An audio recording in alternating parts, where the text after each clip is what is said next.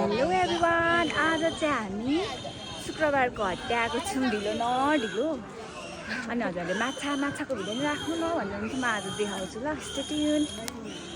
आज शुक्रबार म पुगेँ चैनपुरको शुक्रबारे हट्टामा। शुक्रबार लाग्ने यो हट्टामा वरिपरिका गाउँठाउँबाट विभिन्न किसिमका स्थानीय उत्पादन र दैनिक चाहिने सामानहरूको बिक्रीका लागि ल्याइने रहेछ।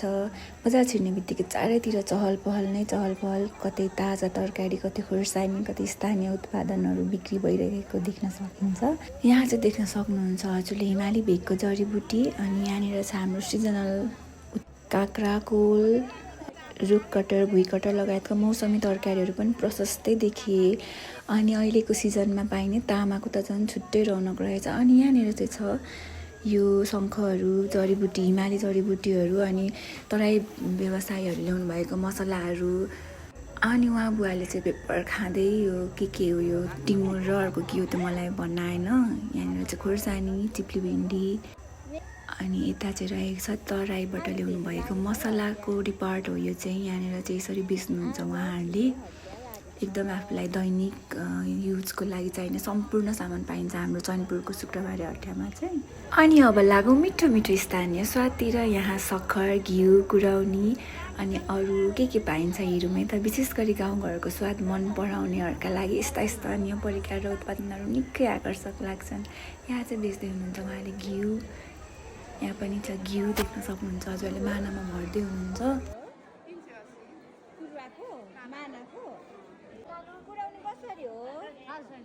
हजुर 600 रुपियाँ केजी। अर्ग्यानिक होइन एकदम। उहाँ चाहिँ हाम्रो चितलाङको आमाहरू हुनुहुन्छ। हेर्नु ल, हाम्रो चैनपुरको शुक्रबारे हट्टामा चाहिँ भुइँकटर थियो है यो दिन चाहिँ।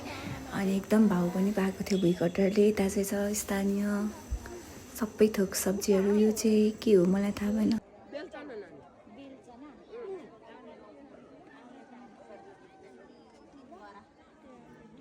यो चाहिँ हो हाम्रो औल भेगमा पाइने टिमुर। उहाँ चाहिँ हाम्रो आशिष दाइको मम्मी हो, अनि म चाहिँ मामबुढी भन्छु कि उहाँलाई।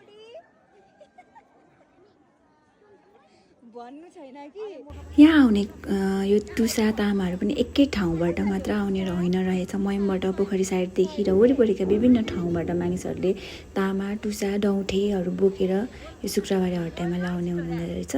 स्थानीय ठाउँमा उत्पादन भएको यस्तो सामान सिधै बजारमा बेच्न ल्याएको देख्दा हाम्रो गाउँघरको बजारको वास्तविक स्वाद नै महसुस हुन्छ। मैले अघि हजुरलाई भनेको थिएँ नि, योचोटि बजारमा भुइँकटर र रुखकटर चाहिँ एकदम प्रशस्त जसमा देख्न सकिन्थ्यो। अनि यहाँ चाहिँ छ हाम्रो बजारको भाँडा पसल। अनि यहाँनिर पनि तामा, टुसा, डौठे त यति धेरै थियो। अनि उहाँ अङ्कलले चाहिँ मलाई यो सबै थोक देखाउँदै भन्दै के भन्नुहुन्छ सुन्नु है त।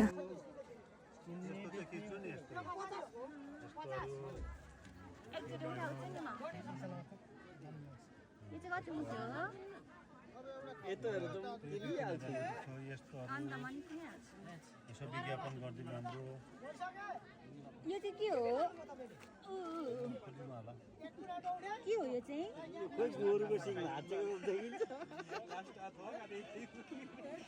अङ्कलले चाहिँ मलाई यो सामानहरूको एडभर्टाइज गरिदिनु भन्दै हुनुहुन्थ्यो। लु हजुरलाई मैले देखाएको छु, किन्न जानु है उहाँ अङ्कलसँग।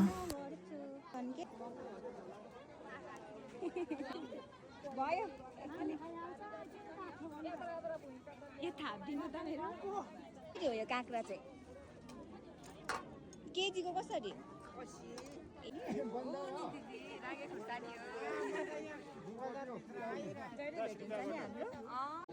यसलाई कति? 1800 मिलाएर 1700। त्यसपछि फेरि बजारमा अगाडि बढ्दै जाँदा विभिन्न स्थानीय फलफुल, ताजा सागसब्जी र मौसमी तरकारीहरू पनि प्रशस्तै राखिएका थिए।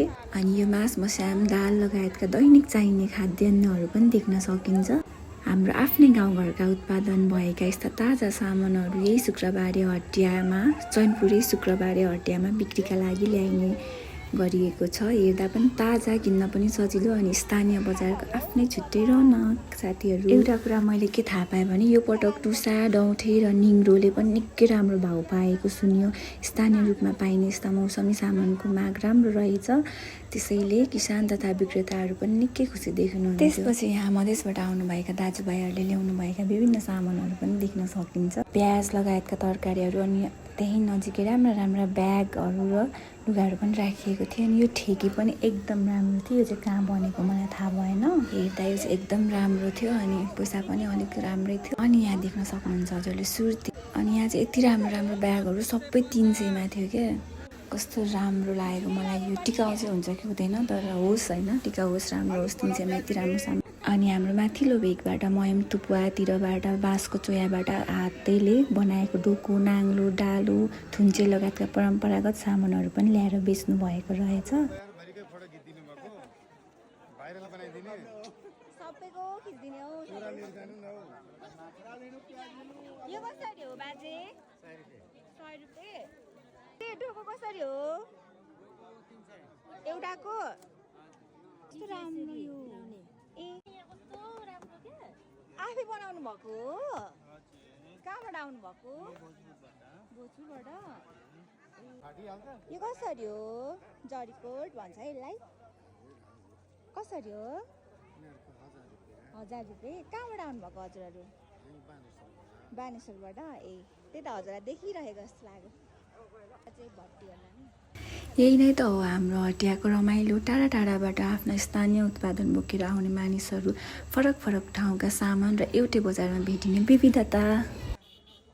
कस्तो राम्रो राम्रो लुगाहरू पनि रहेछ यहाँ चाहिँ। अनि यो हाम्रो किसानका लागि चाहिने विभिन्न औजारहरू पनि राखिएका छन्। खेतीपातीमा प्रयोग हुने दैनिक आवश्यक सामानदेखि घरायसी कामका लागि चाहिने सामग्रीसम्म। त्यसैले यदि हजुर पनि चैनपुरको शुक्रबारे हटिया आउनुभएको छैन भने एकपटक अवश्य आउनुहोला। यहाँ मसलादेखि किसानका औजार, तरकारी तथा खाद्यान्न, लुगा कपडा, ब्याग, हस्तकलाका सामान लगायत हजुरलाई चाहिने प्राय सबै किसिमका सामानहरू एउटै ठाउँमा भेटिन्छन्। मान्छे खाली अनि बाबाले चाहिँ माछा कसरी हो? 25। यति नै थियो आजको चैनपुरको शुक्रबारे हटियाका हाम्रो छोटो बजार यात्रा। अन्तिम समय हेर्नुभएकोमा हजुरलाई धेरै धेरै धन्यवाद। फेरि अर्को नयाँ भिडियोमा भेटौँला। तबसम्मको लागि बाई बाई।